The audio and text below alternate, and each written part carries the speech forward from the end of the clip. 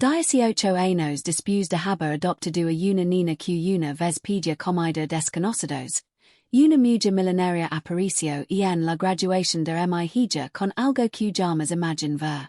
Unas llaves. No eran unas llaves normals. Abrian una casa valorada en 5 millones de dólares. Y esas llaves no eran para mí. Eran para Emma, mi hija. La mujer se acercó, la miró directamente a los ojos y dijo: Has demostrado que mereces volver a casa. Emma tomó las llaves. Yo sonreí. Pero por dentro sentí que algo acababa de romperse. Porque había una palabra en aquella frase que no podía sacar de mi cabeza. Volver. ¿Cómo podía volver a un lugar donde nunca había vivido? Mi nombre es Diane Mercer. Tenía 57 años aquel día. Y había viajado desde Ohio para ver a Emma graduarse en la universidad. Llevaba un vestido azul oscuro, un bolso lleno de pañuelos y suficientes cosas inútiles para sobrevivir una pequeña emergencia. Emma siempre se burlaba de eso. Mamá, vamos a una graduación. No a cruza un desierto. Yo miré. Así éramos nosotras. Durante 18 años. Habíamos sido simplemente madre y hija. Pero todo comenzó mucho antes. Cuando Emma tenía 4 años, la encontré frente a un supermercado. Estaba sola. Llevaba 2 zapatos diferentes y preguntaba a los desconocidos si podían comprar algo de comer. Me acerqué y le pregunté dónde estaba su madre. La niña señaló hacia el estacionamiento. No sabía exactamente qué había ocurrido, pero sabía una cosa. Una niña de 4 años no debería estar sola pidiendo comida. Le me segurid. Después llegaron las autoridades. Y lo que pensé que sería un incident de unas horas terminó convirtiéndose en meses de trámites, entrevistas y visitas de trabajadores sociales. Descubrieron que Emma había estado bajo el cuidado de una persona que desapareció durante largos periodos y que no podía garantizar su seguridad. Emma entró en un sistema de recogida temporal. Yo volví a casa. Pero no conseguía olvidarla. Así que hice algo que cambió mi vida para siempre. Me convertí en madre de recogida. Pasé por entrevistas, revisions, cursos y visitas a mi casa. Meses después, Emma llegó a vivir conmigo. Al principio era una niña silenciosa. Observaba todo. Como si estuviera esperando que alguien volviera a llevársela. Yo no sabía cómo borrar sus miedos. Así que hice lo único que podía hacer. Me cuid. Le preparé desayunos. La llevé al colegio. Estuve en sus reuniones. Celebré sus cumpleaños. La acompañé cuando estaba enferma. Y cuando finalmente llegó el momento de adoptarla legalmente, comprendí algo. La adopción no fue el día en que me convertí en su madre. Yo y lo era. Con los años, tuvimos una vida sencilla. No teníamos grandes lujos. Yo trabajaba para una empresa de distribución y cuidaba cada dólar. Comprobamos lo necesario. Pagábamos las cosas poco a poco. Cuando Emma necesitó un ordenador para estudiar, buscamos uno usado. Cuando cumplió 16 años, consiguió un automóvil de segunda mano. Y yo nunca me arrepentí de nada. Porque Emma estaba creciendo. Estaba feliz. Y eso era suficiente. Hasta aquella graduación. Después de la ceremonia, mientras todos tomábamos fotografías. Note que Emma miraba constantemente su teléfono. Una vez. Luego otra. Después una tercera. Todo está bien. Pregunté. Emma respiró profundamente. ¿Hay alguien aquí? ¿Quién? Ella no respondió. Simplemente miró detrás de mí. Yo me guié. Una mujer elegante caminaba hacia nosotros. Vestía un traje claro, llevaba gafas oscuras y tenía esa clase de presencia que hace que la gente se apartara sin saber por qué. Emma perdió el color de su rostro. Mamá, es ella. La mujer se detuvo frente a nosotros. Se quitó las gafas. Miro a Emma. Dispuse mi miro a mi. Tu deb sir Diane. No mi gusto que supiera mi nombre. Sai. Ella extendio la mano. Victoria Caldwell. Es nombre no significaba nada para mi. Hasta que pronuncio la siguiente phrase. Soy la madre biológica de Emma. Y en ese instant comprendí que la graduación de mi hija acababa de convertirse en el día que cambiaría nuestras vidas para siempre. Victoria numbers invito a cena a quella misma noche. Dijo que necesitábamos hablar. Yo no quería ir. Emma sai. Estaba sentada en la cama del hotel, todavía con el vestido de su graduación, mientras las llaves de quella casa descansaban sobre la mesa. Mamá, necesito saber por qué volvió. La mi durante unos segundos. Pudes preguntárselo por teléfono. Emma negó con la cabeza. No. Necesito verla cuando responda. Y esa frase fue suficiente. Fuimos. El restaurante estaba en el centro de Chicago, y en un lugar tan elegante que los precios ni siquiera aparecían claramente en el menú. Victoria y numbers esperaba. Pero no estaba sola. Había otras 4 personas en la mesa. Un hombre de unos 50 años se levantó cuando Emma se acercó. Era alto, tenía el cabello gris en las sienes y una expresión que no podía esconder. Miró a Emma como si estuviera viendo un fantasma. Emma. Ella se quedó quieta. Victoria se acercó al hombre. Él es Richard. El hombre no apartaba los ojos de Emma. Entonces Victoria dijo algo que dejó a todos en silencio. Es tu padre. Emma no reaccionó inmediatamente. Yo tampoco. Richard dio un paso hacia ella. ¿Estás segura? Victoria asintió. Los resultados de ADN llegaron hace 3 meses. Richard cerró los ojos. 3 meses. Aquella frase me molestó. Si lo sabían la verdad desde hace 3 meses, por qué habían esperado hasta la graduación. Pero antes de poder preguntar, Richard miró a Victoria. Me dijiste que la bebé había muerto. Emma levantó lentamente la cabeza. ¿Qué? Richard parecía destruido. Victoria intentó controlar la conversación. No es el momento para hablar de todo esto. Creo que si lo es, respondió Emma. Numbers sentemos. Y entonces escuchamos una historia que parecía imposible. Victoria había estado casada con Richard cuando Emma nació. Pero había tenido una relación con otro hombre. Durante años, ni siquiera había sabido con certeza quién era el padre de Emma. Según ella, tenía miedo de perder su matrimonio y también su posición dentro de la poderosa familia Caldwell. Así que había dejado a Emma bajo el cuidado de otra persona. La explicación de Victoria era fría. Ella decía que había pensado que la niña estaría segura. Emma la miró fijamente. Y tardes 18 años en comprobarlo. Victoria bajó la mirada. Las cosas se complicaron. Yo no pude continuar. No se complicaron. Tu dijiste pregunta. Victoria me miró. No respondió. Richard parecía todavía más confundido. Durante casi 2 décadas había creído que su hija había muerto. Y ahora estaba sentada frente a él. Viva. Graduada. Y criada por otra mujer. La conversación se volvió todavía más extraña cuando Victoria comenzó a hablar de la casa. Es completamente tuya, dijo. Puedes mudarte cuando quieras. Emma frunció el ceño. ¿Por qué? Porque es parte de esta familia. Emma miró las llaves. Tengo planes para mi vida. No sé si quiero mudarme. Victoria sonrió. Podrás hacer lo que quieras. Y en ese momento, un joven sentado al otro lado de la mesa habló. Era Preston, uno de los hijos de Richard. Que exista ADN no significa que todo cambie. Emma lo miró.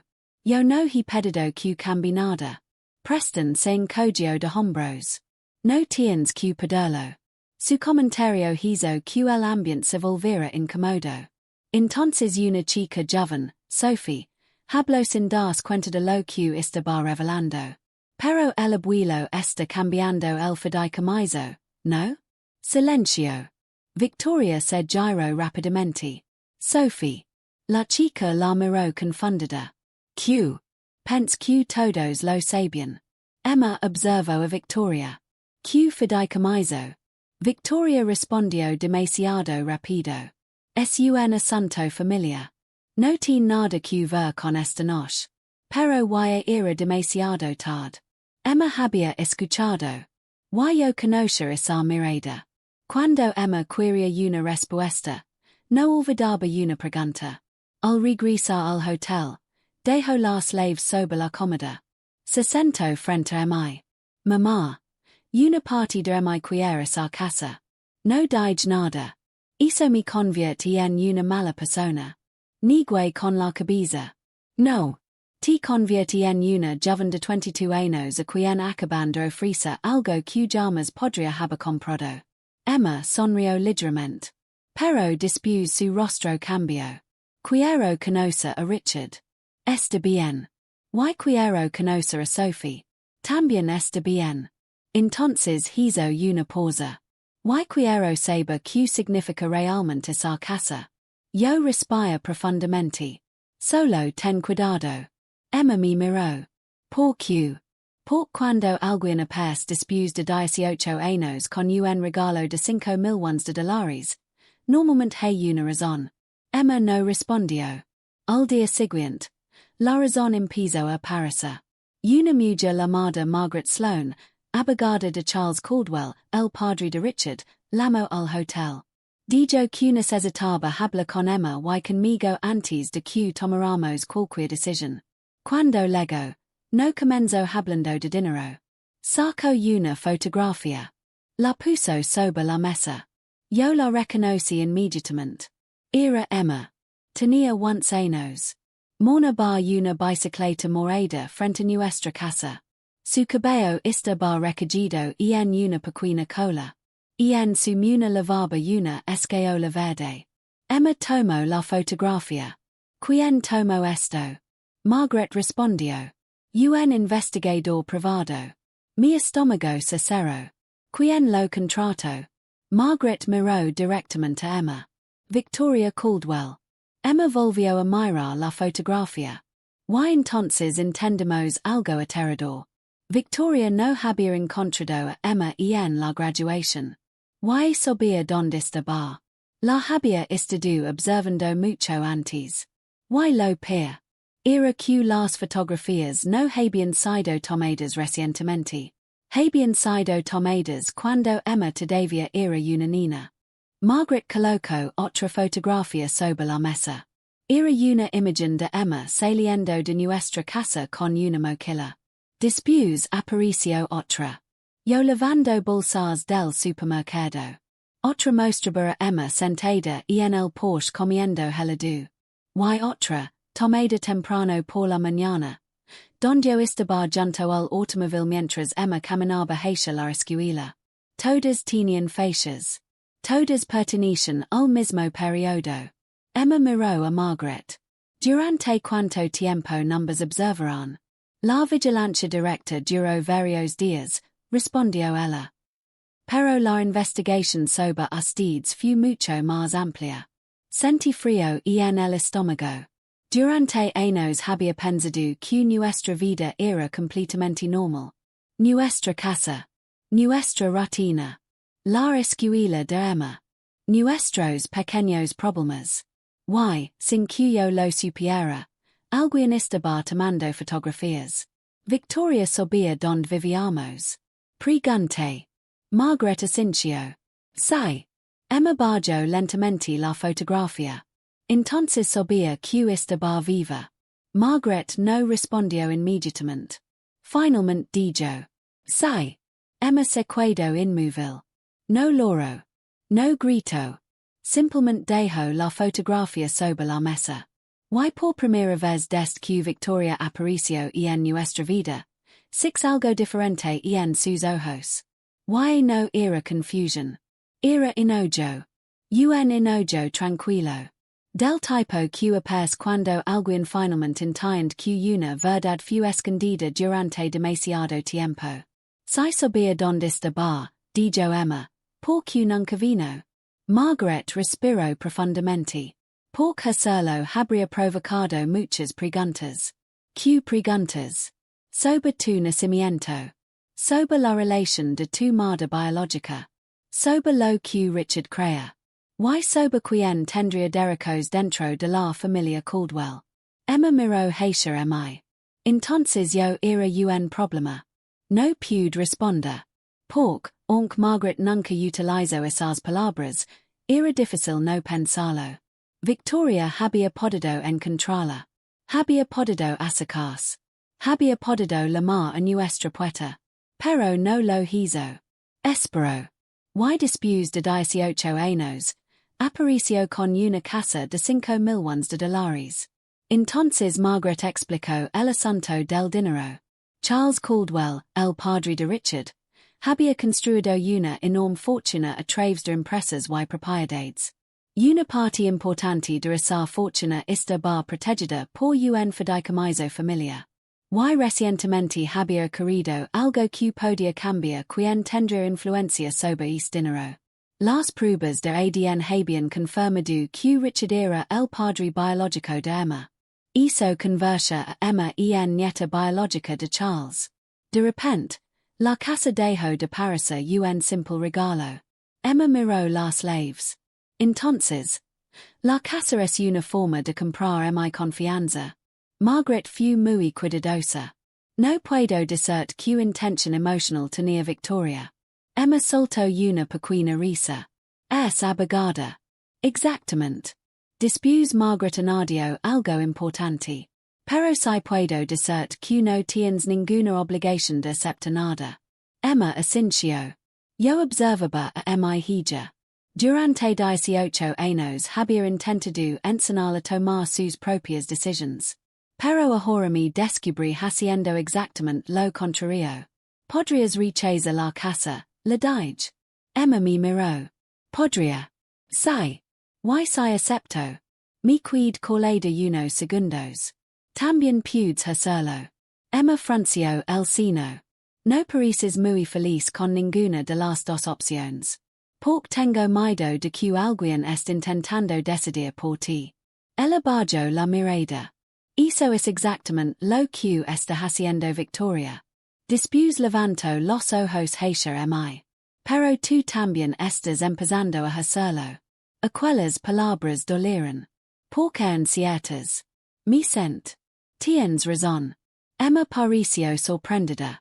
Pasé 18 años enseñándote a pensar por ti misma, le dije. No puedo enfadarme ahora porque realmente aprendiste. Su expresión se suavizó. Y por primera vez en varios días, volvimos a sentarnos como madre y hija. Pero la tranquilidad duró poco. Esa noche, Emma recibió un mensaje de Preston. ¿De verdad crees que mi madre te regaló esa casa porque te extrañaba? Emma lo leyó dos veces. Después respondió. ¿Y tú qué crees? La respuesta llegó rápidamente. Creo que todos empezaron a correr cuando el abuelo empezó a cambiar las cosas. Emma dejó el teléfono sobre la mesa. No sabía qué pensar. A la mañana siguiente, Victoria volvió a llamar. Quería organizar una recepción. Según ella, sería una pequeña reunión familiar para presentar oficialmente a Emma. Yo esperaba que Emma dijera que no. Pero ella hizo algo inesperado. Sacó la fotografía de la niña de 11 años. La miró durante varios segundos. Después guardó la imagen en su bolso. Voy a ir. ¿Por qué? Emma respondió. Porque tengo una pregunta. Cool. Ella sostuvo la fotografía. Cuando me vio a través de esa cámara. ¿Por qué no salió del automóvil? No tuve respuesta. Y esa pregunta se quedó conmigo durante todo el camino hasta la recepción. El hotel estaba lleno de lujo. Flores frescas. Pisos de mármol. Personas con ropa elegante. Victoria había dicho que serían pocos invitados. no eran pocos. Había más de 60 personas. Empresarios. Amigos de la familia. Parientes. Y dos hombres que Margaret identificó discretamente como administradores del fideicomiso. Entonces entendí. Aquello no era una simple reunión familiar. Era un escenario. Victoria quería que todos vieran a Emma. Y quería controlar la historia antes de que Emma pudiera contarla por sí misma. La música bajó. Victoria levantó una copa. Todos guardaron silencio. Hay momentos en una familia, comenzó, y en los que recibimos una segunda oportunidad para reparar algo que creamos perdido para siempre. Yo apreté los labios. Victoria habló de años difíciles. De separación. De circunstancias dolorosas. De oportunidades perdidas. Pero nunca dijo una frase sencilla. Nunca dejé de saber dónde estaba mi hija. Y en cambio, miró hacia mí. Siempre estar agradecida con Diane por haber dado estabilidad durante los años y en que las circunstancias nos mantuvieron separadas. Algunas personas me sonrieron. Yo respondí con una sonrisa educada. Pero por dentro pensaba una sola cosa. No fueron las circunstancias las que crearon a Emma. Fue yo. Entonces Victoria entregó a Emma una carpeta. Dentro estaban los documentos de la casa. Estés tu hogar, dijo, cuando estés preparada. Los invitados comenzaron a aplaudir. Emma sostuvo la carpeta. Después levantó la mirada. ¿Puedo decir algo? Victoria sonrió. Por supuesto. Le entregó el micrófono. Emma lo tomó con ambas manos. Miró a todos los presentes. Después miró a Victoria. Tengo una pregunta. El salón quedó en silencio. ¿Qué circunstancias? ¿Qué circunstancias? La pregunta de Emma quedó suspendida en el salón. Victoria parpadeó. Por primera vez desde que había llegado a nuestras vidas, parecía no tener una respuesta preparada. Emma, querida. Quizás no sea el momento para hablar de todos los detalles dolorosos. Emma miró a las más de 60 personas que estaban observándonos. Invitaste a toda esta gente para anunciar que he vuelto a casa. También trajiste un fotógrafo. Creo que tú decidiste que este era el momento. Nadie se movió. Victoria dejó de sonreír. Emma continuó. Cuando supiste dónde estaba. Victoria respiró profundamente. ¿Y hablamos de eso? No. Tú evitaste responder. Richard, que estaba cerca de la barra, levantó la mirada. Victoria lo miró rápidamente. Emma volvió a preguntar. ¿Cuántos años tenía yo cuando descubriste dónde vivía? Victoria tardó unos segundos. Once. Un murmullo recorrió el salón. Emma sacó de su bolso la fotografía de la bicicleta. La levantó. ¿Viniste a verme? Victoria guardó silencio. Me llamaste. Silencio. Preguntaste si necesitaba algo. Victoria finalmente respondió. ¿Estabas segura? Emma bajó la fotografía. ¿Sabías que estaba viva porque pagaste alguien para vigilarme? Richard dio un paso hacia adelante. Q. Victoria se giró. Richard. La seguiste. Necesitaba saber que estaba bien. Emma la miró directamente. Entonces, ¿por qué nunca llamaste a la puerta? Victoria se quedó sin palabras. Durante unos segundos, pareció que toda la seguridad que había mostrado desde que Apareció desapareció. Finalmente respondió. Vi que Diane te había dado una vida estable. Pens que entrar en tu vida podía hacer daño. Yo casi no podía creer lo que estaba escuchando. Emma tampoco. Entonces, ¿por qué apareciste ahora? Victoria apretó los labios. Porque las cosas son diferentes. ¿Qué cambió? Victoria miró alrededor. Ahora sabemos la verdad. Emma negó lentamente con la cabeza. Yo era hija de Richard cuando tenía 11 años. No necesitaba una prueba de ADN para ser su hija. Aquella phrase golpeó con fuerza. Richard Barjo la mirada. Pero entonces Preston habló. Estaba junto a la barra. Podemos dejar de fingir que esto no tiene que ver con el fideicomiso del abuelo. Victoria se giró bruscamente. Preston. Estoy cansado de que todos actúen como si esto fuera una reunión familiar perfecta. Richard levantó la voz.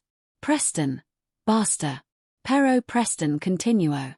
Mamá dijo que traía a Emma demostraría que la familia estaba unida. Dijo que eso ayudaría con el abuelo. El salón quedó completamente en silencio. Sophie miró a su hermano. ¿Qué estás diciendo? Lo que todos sabemos. Victoria parecía furiosa. Eso no es lo que dije. Preston soltó una risa corta. Entonces explica por qué el abuelo está revisando el fideicomiso justo después de descubrir que Emma es su nieta. Nadie respondió. Entonces Margaret, la abogada que había estado observando desde el fondo, habló tranquilamente. La oficina del señor Caldwell tiene documentos que muestran cuando se localizó a Emma y que investigations se realizaron después. Victoria dejó de moverse. Una copa de champán tembló ligeramente en su mano. Emma la miró. ¿Por qué no me dijiste la verdad? Victoria respondió. Estaba intentando hacer lo mejor para todos. Emma no apartó la mirada. ¿Para quién? Para la familia. Emma guardó silencio. Victoria empezó a perder el control. Tú no entiendes lo que estaba en juego. Emma no respondió. Victoria levantó un poco la voz. Estaba intentando proteger a esta familia. Y entonces ocurrió algo que cambió completamente la conversación.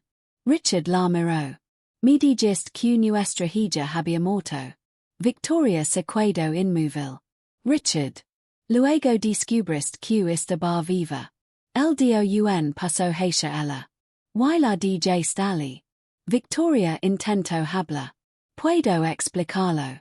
Richard negó con la cabeza. En contraste a mi hija y decidiste no decir nada. Nadie tenía nada que añadir. Victoria finalmente miró a Emma. La casa sigue siendo tuya. Emma sostuvo la carpeta. Sin conditions. Victoria dudó. Había demasiados testigos. Finalmente respondió. Sin conditions. Emma asintió. Bien. Guardo la carpeta. Y también las llaves. Pero no sonrió. Y en el camino de regreso al hotel, permanecemos en silencio durante varios minutos. Finalmente le pregunté. ¿Vas a quedarte con la casa? Emma miró por la ventana. Voy a quedarme con lo que me dieron. Después añadió. Pero eso no significa que voy a dar a Victoria lo que quiere. Por primera vez entendí que Emma y no necesitaba que yo la protegiera. Necesitaba que confiara en ella. Durante los 2 meses siguientes, Emma no se mudó a la casa. No gastó el dinero. No tomó decisiones impulsivas. Contrató a una abogada y un asesor financiero. Estudió los documentos. Revisó los impuestos. Analizó todas las condiciones. Y entonces tomó una decisión. Vendió la propiedad. Una noche, mientras estábamos sentadas en la mesa de mi cocina, Emma cerró su computadora. Mamá, necesito decir algo. Eso nunca suena bien. Ella sonrió. Voy a quedarme con una parte del dinero. La mía. Claro que sí. Emma pareció sorprendida. No estás decepcionada. Negué con la cabeza. Pasaste 4 años viendo cada dólar que gastábamos. Ahora tienes la oportunidad de construir una vida más segura. No tienes que rechazar el dinero para demostrar que es una buena persona. Emma bajó la mirada. No quiero que parezca que Victoria me compró. Entonces no dejes que el dinero decida quién es. Ella asintió. Después tomó una parte importante del dinero y la destinó a ayudar a jóvenes que salían del sistema de acogida. También comenzó a pensar en crear una beca. Una beca para jóvenes que, como ella, Habían tenido que empezar su vida con menos oportunidades que otros. Y fue entonces cuando comprendí algo. Victoria la había dado una casa. Pero Emma estaba convirtiendo es regalo en algo que podía ayudar a personas que ni siquiera conocía. Mientras tanto, su relación con Richard comenzó lentamente. No fue sencilla. No podía serlo. 22 años no podían desaparecer con unas cuantas cenas. Richard tenía preguntas. Emma también. ¿Por qué había aceptado tan fácilmente la historia de que su hija había muerto? ¿Por qué nunca había investigado más? Algunas respuestas dolían. Otras no eran suficientes. Pero Richard hizo algo que Victoria no había hecho. Escuchó. No intentó comprar el perdón de Emma. No intentó obligarla a llamarlo padre. Simplemente permaneció allí. Y poco a poco, Emma empezó a conocerlo. También mantuvo contacto con Sophie. Con Preston fue diferente. Después de la recepción, dejó de enviar mensajes hostiles.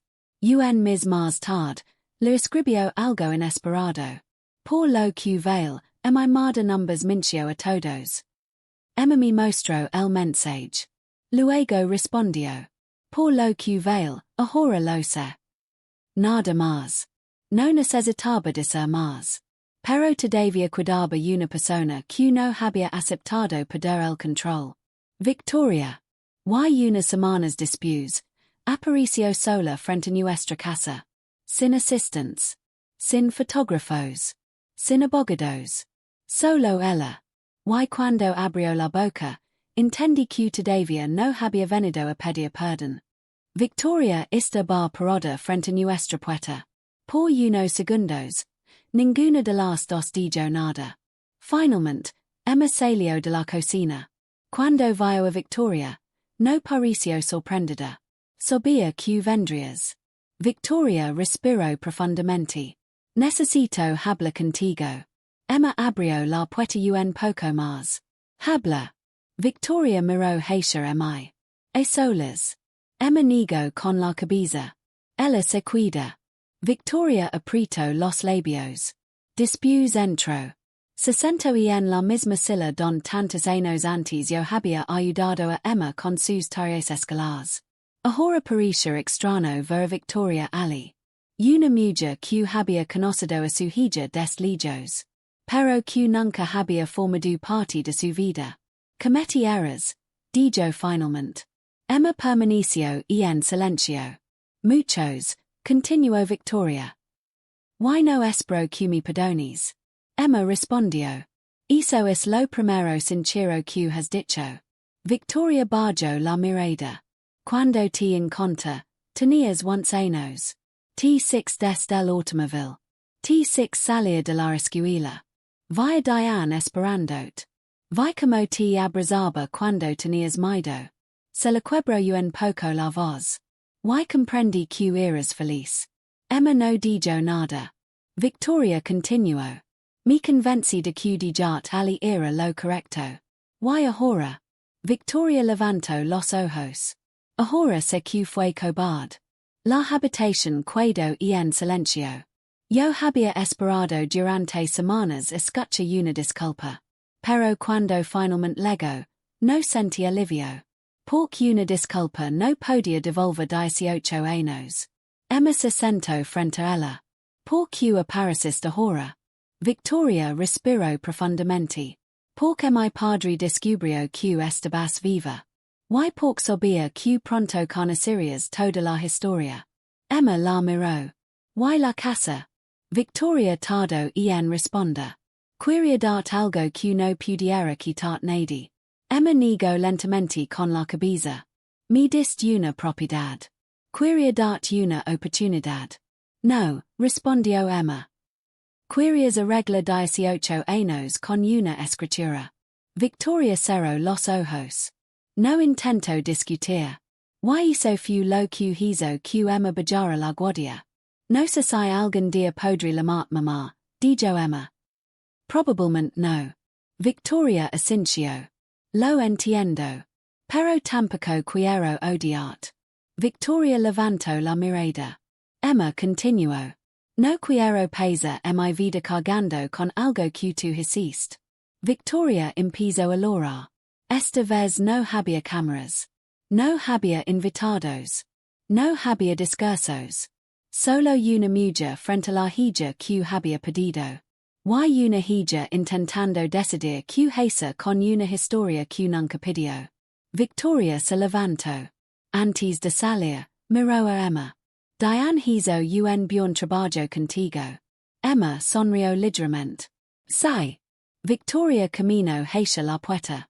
Entonces Emma la llamó. Victoria. Ella se giró. Pudes volver. Victoria parecía sorprendida. Emma añadió. Pero no como mi madre. Entonces como. Emma pensó unos segundos. Como alguien que quiere conocerme. Victoria asintió. Y se marchó. No hubo abrazo. No hubo reconciliación perfecta. No hubo final mágico. Solo un comienzo. Un comienzo pequeño. Incómodo y verdadero. Meses después, Emma terminó de organizar su beca para jóvenes que habían perdido por juegos de acogida. Usó parte del dinero obtenido de la propiedad para crear un fondo educativo. Cuando le pregunté por qué había decidido hacer eso, respondió. Porque lo que se siente cuando nadie sabe que voy a pasar contigo. La primera beca fue entregada a una joven de 19 años. Emma estuvo presente. Después de la ceremonia, se acercó a Emma. Sabes que es extraño. Que. Hace un año pensaba que mi mayor problema era decidir que hacer después de la universidad. Mire.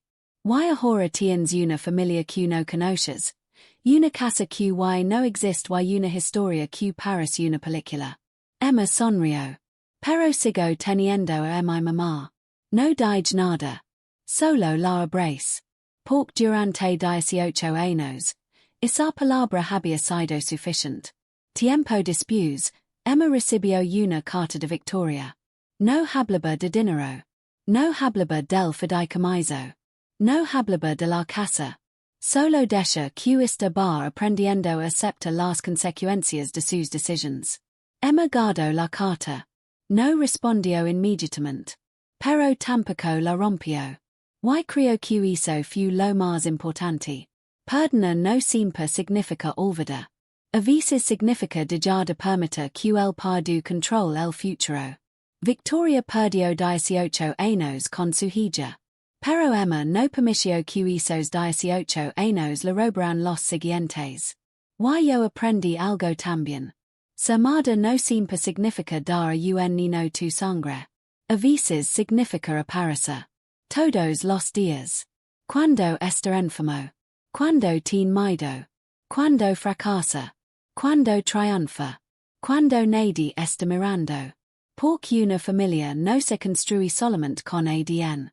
Se construye con presencia. Con paciencia. Con decisions. Y, sobre todo, con amor demostrado una y otra vez. Si esta historia te hizo pensar en alguien que estuvo a tu lado cuando más lo necesitabas, deja un comentario y cuéntanos qué significa para ti la palabra familia. Y si te gustan las historias emocionantes, llenas de secretos, decisiones difíciles y finales que dan una enseñanza, suscríbete al canal, activa las notificaciones y acompáñanos en la próxima historia. Porque algunas verdades tardan años en aparecer. Pero cuando finalmente salen a la luz, pueden cambiar una vida para siempre.